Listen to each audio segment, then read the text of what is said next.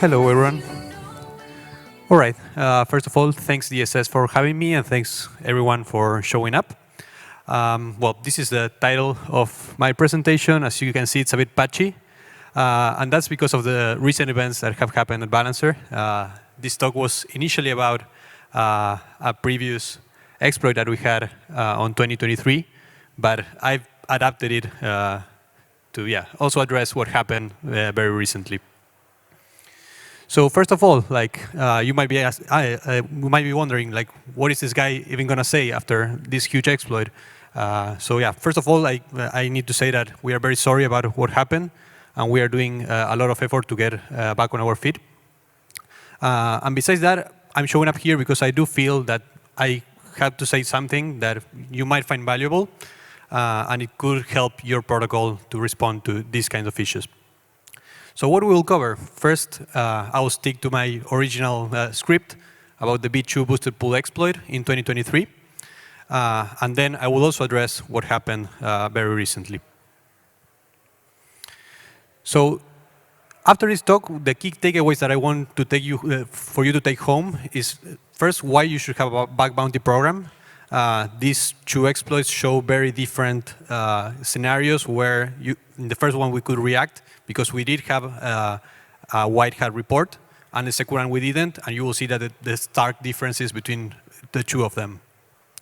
The second one is to reflect a bit the trade-offs, about the trade-offs in smart contract design, and what happens when your contracts are completely immutable, when you have or you don't have posting functions, and what are the trade-offs between the two of them. We will dig a bit more into that along the talk. But yeah, there's essentially a trade-off that I want to discuss with you. And then finally, the main question here is how to improve resilience moving forward in each of these cases. So first of all, a very quick brief of how Balancer V2 works. Essentially, in Balancer V2, we had a vault pool architecture where the vault holds all the funds and performs very basic functions as transferring the funds, protocol fees, and so on and so forth. And then you have the pools which implement pricing logic. For the pricing logic, you had different pool types. So you could have weighted pool for uncorrelated assets, or stable pool for correlated assets, and so on and so forth. And this is essentially the architecture that was present in V2, also V3. So it's a pretty common pattern also these days. So what did the B2 stack look like? The core contracts were all immutable and non-custodial. So both the vault and the pools were immutable. There was no upgrade mechanism. Post mechanism was not available by design in B2. We didn't.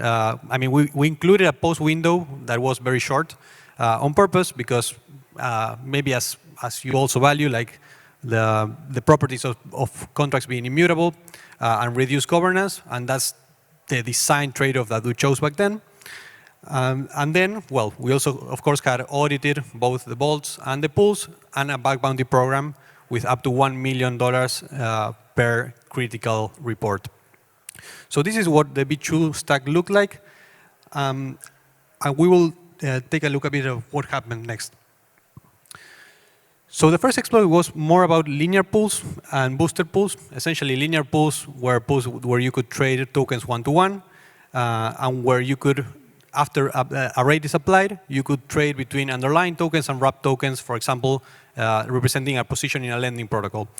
So I don't want to get into all of this complexity that much, but essentially what these pools allowed was for LPs to get fees from traders, but also yield fees from their deposits being in a lending protocol such as Aave.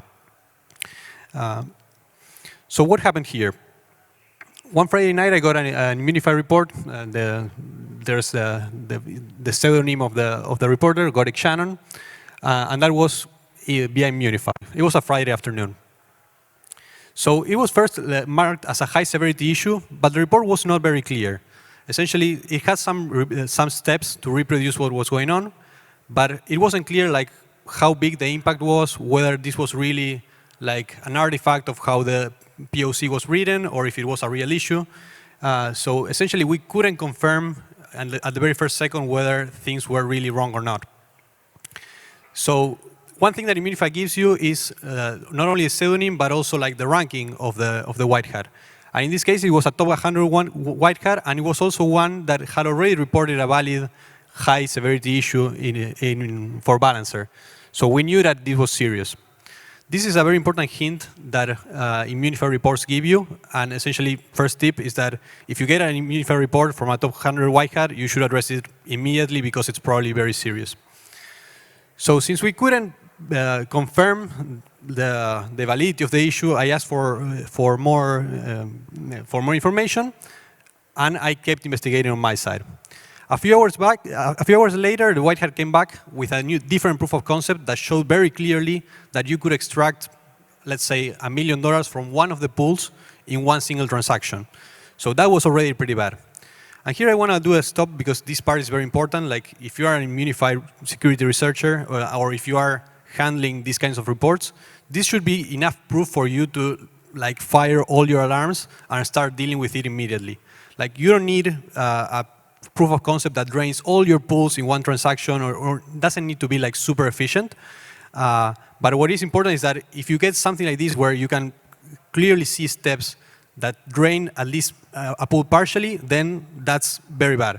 Because essentially then the attack can be repeated several times, and that means that all the TVL that is deposited in those kinds of pools is potentially at risk.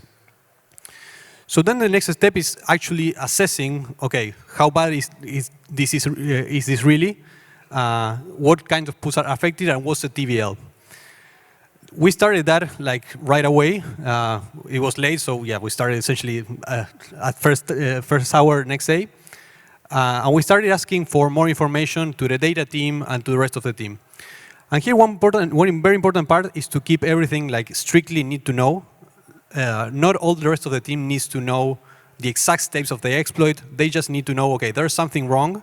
And maybe you can give them directives such as, okay, I need to know the TVL deposited in these kinds of pools and things like that, but without giving any extra information. You should only involve people who are really technical at first, and once you get the understanding of what's going on and what kinds of contracts are affected, then you can ask information from the rest of the team, and again, always keeping everything very strictly need to know. After a data pass, we confirmed that $240 million was a TVL at risk that was deposited back then in those pools. We didn't have any mitigation mechanism available because we didn't have the post window, the contracts were immutable. In some cases, you could change the swap fee, but that wasn't effective to prevent this problem. So essentially, we were very short of options. And here's where I wanted to reflect about the trade-off that we chose. I mean, yeah, immutable contracts are great. Like, yeah, if the audits go well and everything goes well, it's fine. Like, you don't have like upgradability issues where you might introduce an error after it's deployed. But then, if you end up in this situation, you're left up with very few options. After involving like a bit of more team members, we realized that actually one of the tokens that was used throughout many of the high value pools was actually upgradable. So our contracts were not upgradable, but some of the tokens that were deposited in those pools were upgradable. And in fact, those represented like 80% of the TVL at risk, which was huge. So what could we do then? We had to upgrade those tokens, but we didn't have access to them. So another important thing, and I want to leave from here, is that we got this report on like August 11, but we didn't need to like announce that immediately because the bug had been live for 2 years. So like the chances of it being exploited the next day, I mean, assuming that the issue was not leaked, were relatively small. So we had time to react and try to mitigate it as much as possible.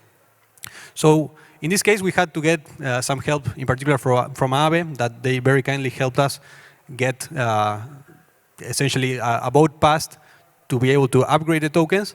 And essentially what we needed to do was just break one of the functions that was in the swap path, and that essentially prevented the exploit completely. We took like about a week in doing all of that because, yeah, Aave needed to pass a vote, we needed to get all the permissions to do that, and there were some time locks in the middle. But in the end, it worked. We could do all the upgrade without drawing too much attention from bad actors. And yeah, essentially that meant that the moment we upgraded the contracts, 80% of the original TVL at risk was now safe. People couldn't swap through the pools, but that didn't matter because the point here was, okay, all that value is now safe and cannot be exploited. After we did the upgrade, we went through for the public announcement. We had already saved like 80% of the value. So now, since we couldn't post the remaining pools or we couldn't upgrade the remaining tokens, it was time to tell the people to essentially get out. Here, another important point is that you should give us the least amount of information possible. Like in this case, it was, okay, there's this list of pools, get out, there's a problem, and nothing else. And essentially try to amplify that message as much as possible, try to reach out partners that are known LPs, and try to expedite that exit process as much as possible. So that was a Tuesday. We were pretty happy with the results. I will show some numbers in the next slide. But the problem was that on Sunday, the remaining value was exploited. In this case, they didn't use the same exploit that was reported by, via the whitehat in Immunify, but another attack vector that had some similarities but was slightly different. So we had to understand it afterwards. So even though this might look like a loss, well, of course, then we did the deprecation of these types of pools, the postmortem, etc. So while this might look like a loss, in summary, like we had 240 million TVL at risk. 80% was mitigated the moment we upgraded the contracts. The people withdrew very fast after a disclosure, particularly because we reached out big LPs directly. And 5 days after a disclosure, Black Hat still figured it out, even they had like very little information about the exploit itself. If you want to see it like in charts, like this was the total TVL of the pool, of the vault at the moment of when we got the report. The yellow part represents the value at risk, and the orange part represents the value at risk after the migration. And from that part, all the green part was withdrawn in the first few days, and only the red bit was the exploited part. So we can say, like, even though some funds were exploited, like the damage that was done was much smaller than what could have been. So what can we learn from this? So if you have an Immunify bug bounty platform or any bug bounty platform in general, and you get reports through there, even if they are critical and your options are limited, you can always try to find something to do, and that will help you a lot. That will give you time to react, time to prepare, and that is very valuable. In this case, the rounding error had been live for about 2 years. We didn't have a standard response because the contracts were immutable, but thinking outside the box, we could find something that was worth doing, and in fact, it prevented like a lot of damage.